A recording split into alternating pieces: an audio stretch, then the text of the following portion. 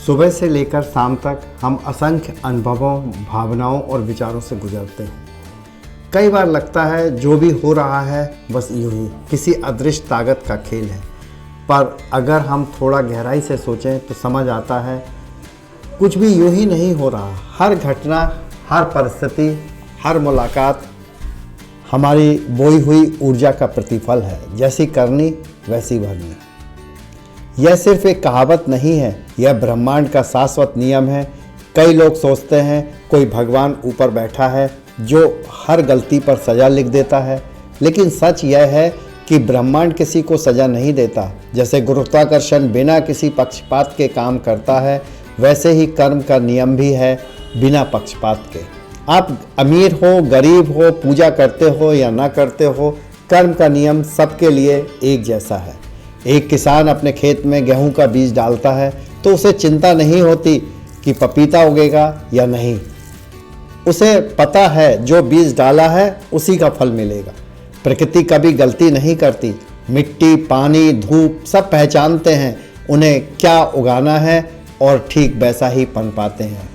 जिस तरह गेहूं के बीज से पपीता नहीं उग सकता, वैसे ही नकारात्मकता से सुख नहीं उग सकता। हमारे विचार, हमारी भावनाएं और कर्म, यही हमारे जीवन के वास्तविक बीज हैं। आप किसी से प्रेम से बात करेंगे तो मुस्कान देंगे तो सामने वाला भी वही लौट आएगा। यह स्वाभाविक आदान प्रदान है। जैसे किसी पहाड़ के सामने आप हेलो बोलो तो वह हेलो की गूंज बनकर लौटता है।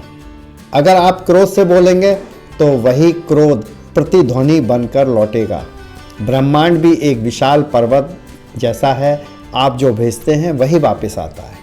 अगर अब तक हमने अनजाने में क्रोध, शिकायत, नकारात्मकता, ईर्ष्या के बीज डाले हैं, तो आज इसी क्षण से हमें प्रेम, आनंद और कृतज्ञता के बीज बो सकते हैं। यह जीवन का सबसे सरल गणित है। कारण और परिणाम का नियम इतना सरल कि एक बच्चा भी समझ जाएगा, लेकिन हम बड़े होकर इसे भूल जाते हैं। याद रखिए, जैसा बीज वैसा फल, जैसा विचार वैसी ऊर्जा, जैसी ऊर्जा वैसा जीवन। ब्रह्मांड बस लौटाता है जो हम भेजते हैं।